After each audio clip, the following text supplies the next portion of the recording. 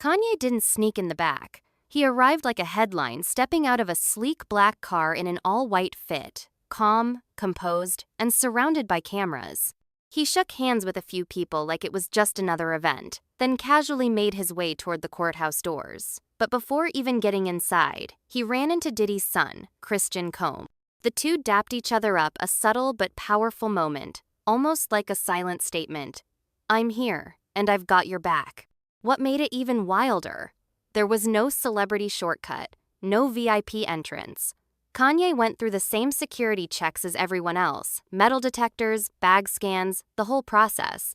No star treatment, no exemptions. Just Ye, standing in line like any other face in the crowd. But as soon as he stepped inside, it became clear this wasn't going to be a normal day in court. The moment Kanye walked in, everything changed. The courtroom was already packed. Media, lawyers, curious spectators.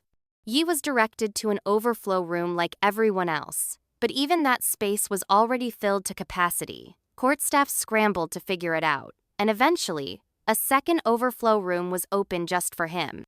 He took a seat. No cameras, no fanfare, just Kanye, quietly watching the proceedings like a regular attendee.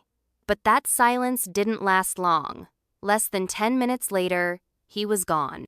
No announcement, no explanation. He just left. Was it the tension in the room? The chaos he stirred up by showing up? Or did something happen behind the scenes that made him leave so abruptly? Either way, it felt less like a coincidence and more like a calculated move. To some, Kanye's appearance looked like loyalty in action. He's called Diddy a mentor, even said he still leans on him for advice. Their relationship goes way back: collaborations, industry respect, personal connection. So maybe Ye just showed up to stand by someone he sees as family? But here's the thing. This wasn't a casual visit. This was a federal trial involving disturbing accusations. Walking into that courtroom wasn't just support, it was a statement, a public one. And it raised eyebrows fast. Was this Kanye trying to send a message to the world? That he doesn't care about public backlash? That he stands by his people no matter what?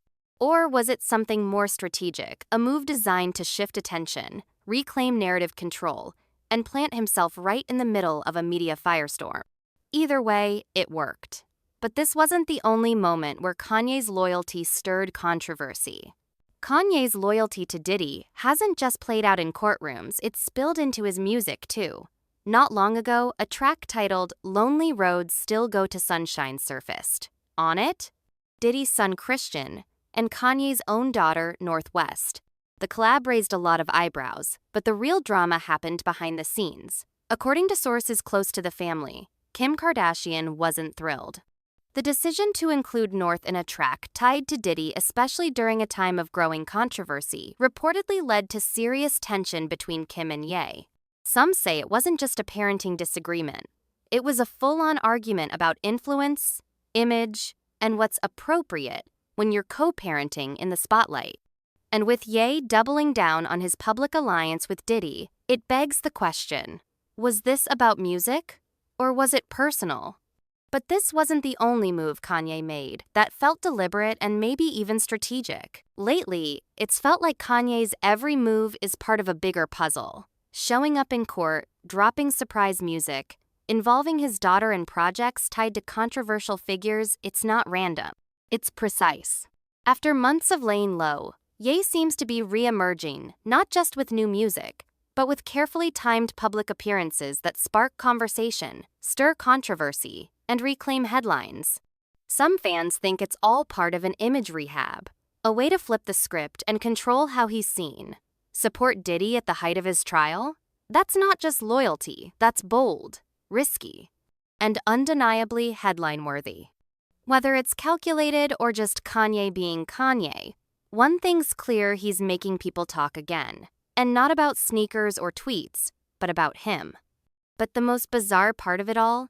What happened inside that courthouse? Something witnesses described as total chaos. As soon as Kanye stepped foot inside that courthouse, it was like someone lit a fuse. Reporters on the scene described it as pure confusion, people scrambling, court staff whispering, phones buzzing. One producer even called it a giant game of hide and seek. Kanye was shuffled between rooms. At first, they tried to seat him with the general crowd, but that space was packed. Then came the second overflow room, set up just for him. For a few minutes, he sat quietly, watching the proceedings. And then, gone. No word, no statement, just an exit as unexpected as his entrance. Speculation immediately exploded.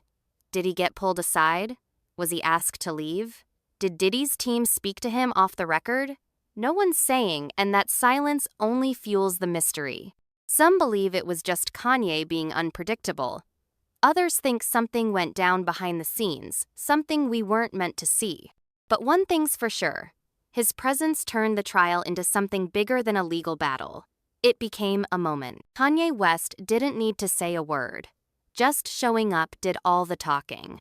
In the middle of one of the most explosive trials in recent memory, he walked in, sat down, and vanished, leaving behind a trail of questions, headlines, and speculation.